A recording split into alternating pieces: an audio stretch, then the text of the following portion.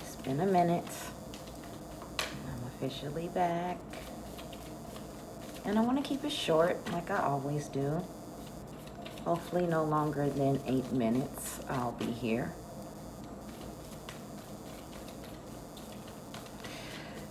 But before I go into these oracle cards, let's talk about the day. So, hey Jessica.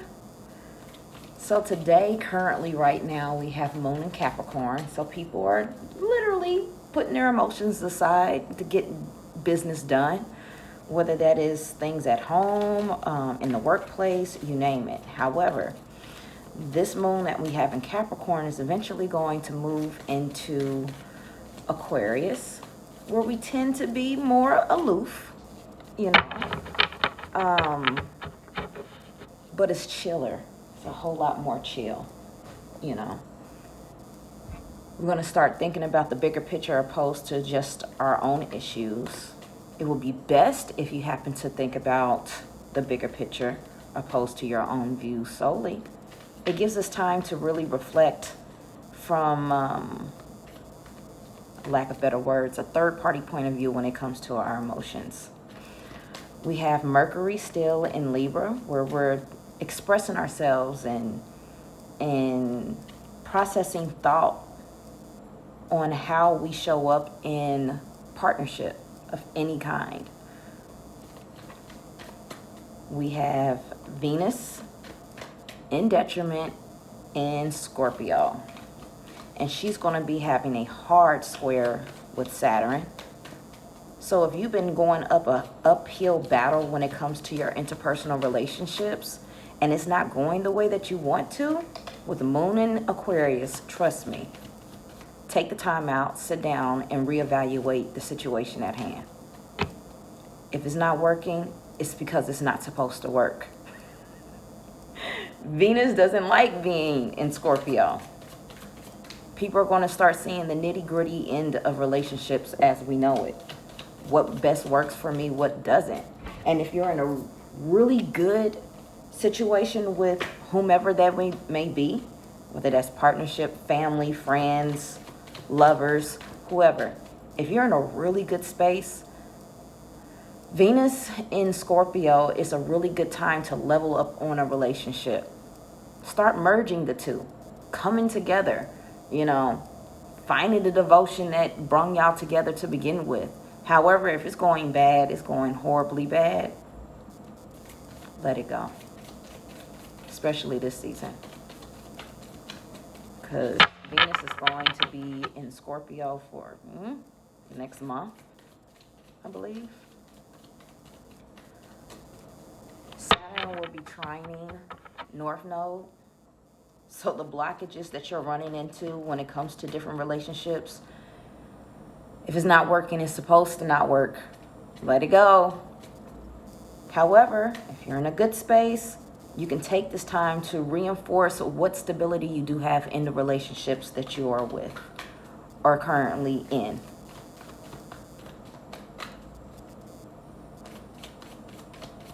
Sun is in Virgo, where we're still prioritizing ourselves and figuring out what best works for me. Yes, Virgo is a sign where it deals with service and helping other people and so forth and so on. However, we are no good to anybody if we are not prioritizing self. The first card that came out is divine timing. The divine brings things in timing that we need. Nothing comes before we are prepared, nor leaves too early. May I always trust your perfect and holy timing, dear Lord. Once again, I will go back to the North Node and it trining Saturn. Saturn is the planet of delays, blockages, restrictions. It won't give you a pass to go and collect $200 unless it sees that you are equipped and that you have leveled up in the skills that Saturn has been trying to teach you all this time. And currently right now, the docket on the page across the board when it comes to this collective that we live in is relationships. If you don't show yourself approved, then no, you're going to find yourself in relationships when they're in straight breakdown. However, if you're going with the flow and you realize that this is something beneficial for me, guess what? That relationship will grow with work. But if it's not, the wheels are falling off.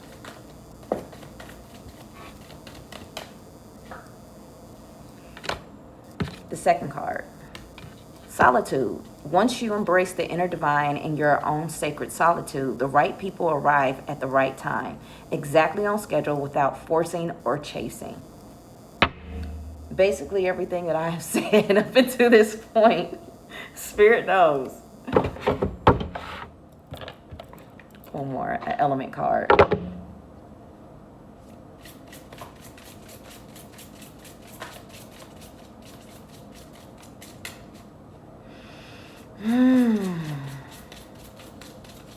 We have Pluto that's going to be going direct October 6th, which is right around the corner. And then we have Libra season itself coming up real soon, in about a week or something like that. We're getting red flags now when it comes to the relationships that we're in. Because once Pluto goes direct, it's going to be squaring Libra. The relationships that you know. Matter of fact, I can go back all the way back to the Libra, I think it was the Libra full moon. Yeah, the Libra full moon, right before Aries season. Right before Aries season. People holding on to situations that they have no business holding on to. It's been 6 months.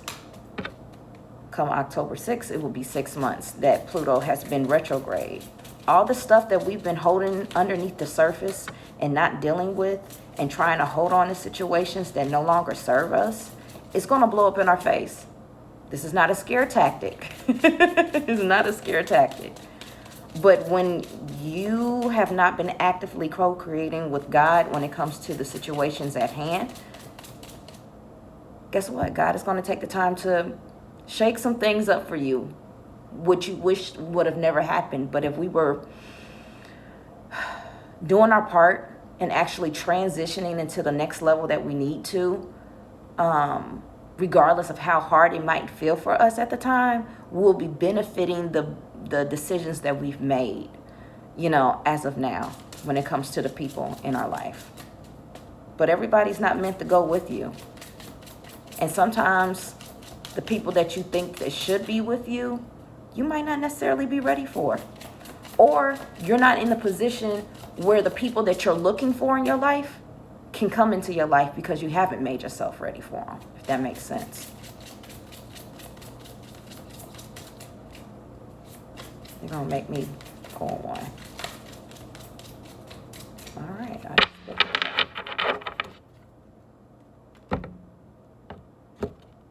Dun, dun, dun.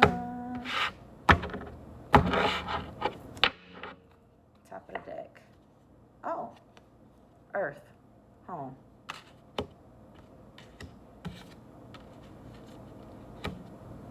Grounding. That's what I say.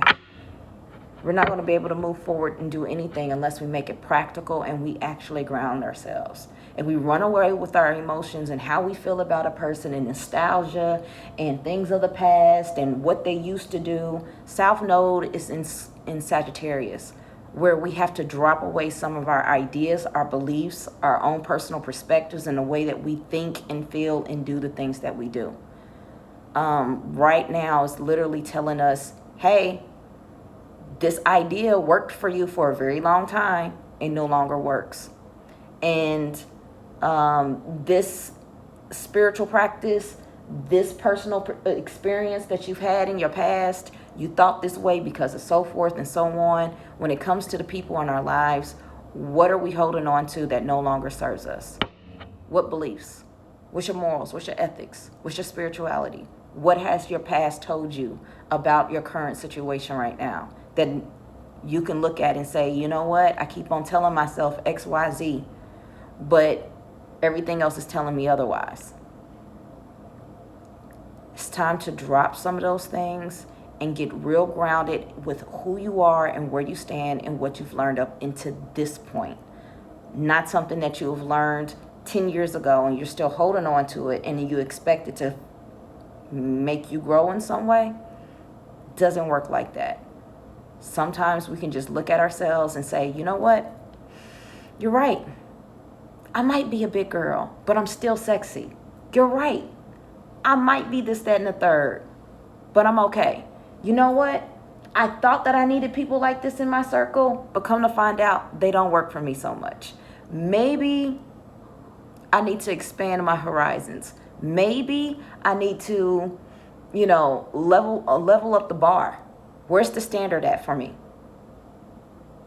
Do the people that are in my life reflect that? Or am I keeping myself stuck because clearly I don't know what's on the other side, and that fear itself is keeping me where I am at? So, ground yourself.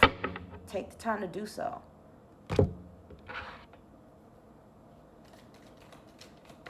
Well, that was quick. 5 of Wands. Taking the time with this Aquarius moon today, when it comes to any situation that you're in, deal with the internal conflict. Most times, whenever we run into issues with other individuals, it's because of a lack of harmony within ourselves.